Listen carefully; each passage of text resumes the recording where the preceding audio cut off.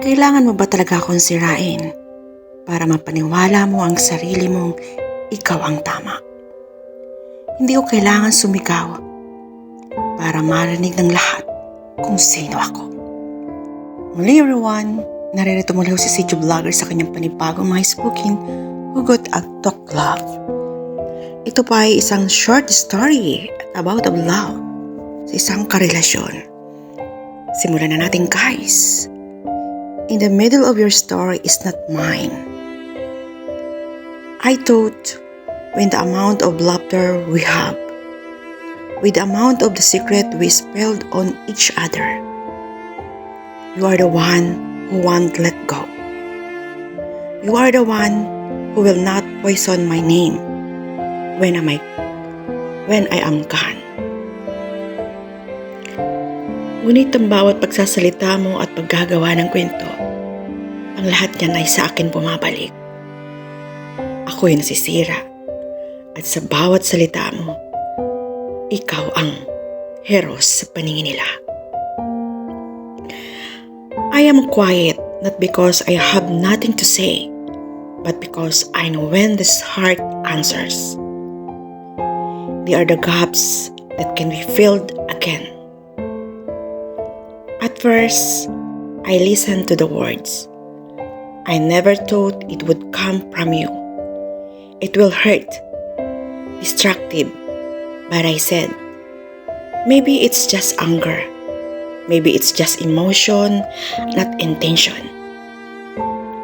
I chose to understand, even if you show it over and over again. I'm the only one who wrong. But if I go back to yesterday, have you been real with me? Did you listen to my story in tears? I don't need to mention. Or you just listen to get an answer to tell a story. Is the tightness of your hug real whenever my own sadness, or is that just part of the show yours? Or is that just part of the show you are so used to? Did you celebrate my little victories? Or just smile because that's expected? And yes, I admit, I'm also flawed. I'm not perfect. There were moments when I might not have been good enough. But ever, I didn't wish anything bad on you. I chose to keep the memory of our time together. But now, as more and more people hear your story, I did not write. I was even more surprised. Do you really need to destroy me to make yourself believe you are right? You said I hurt you, although I don't remember leaving anyone's, neither word sharps, nor insult behind your name. So, here I am, not to explain, not to keep up, but to remind you.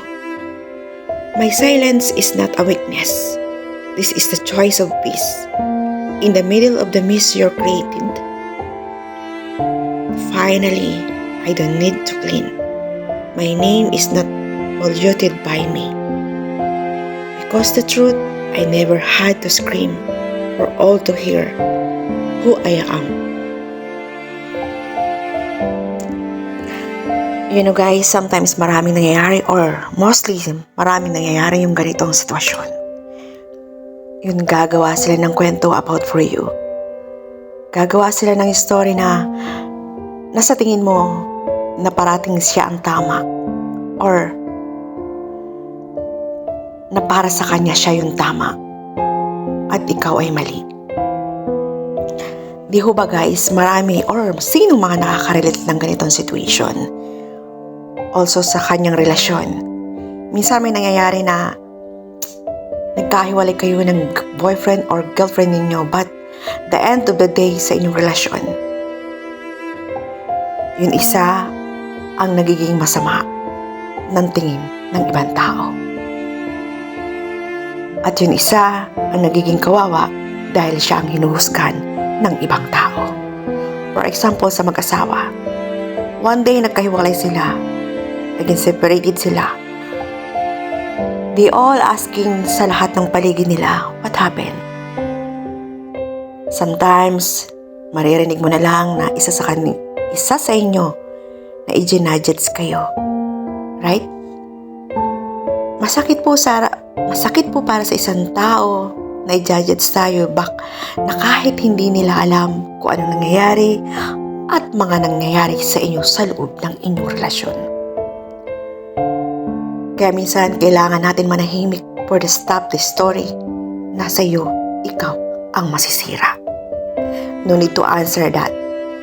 Keep your mouth and keep hiding anything you want sa lahat ng mga nangyayari or sa inyong kabanata ng buhay ninyo.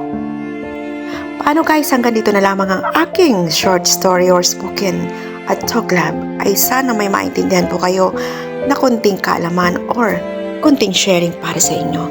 Maraming salamat guys at hanggang dito na lamang ang aking spoken and thank you everyone. Bye! I love you guys and God bless po sa inyo lahat. Love you!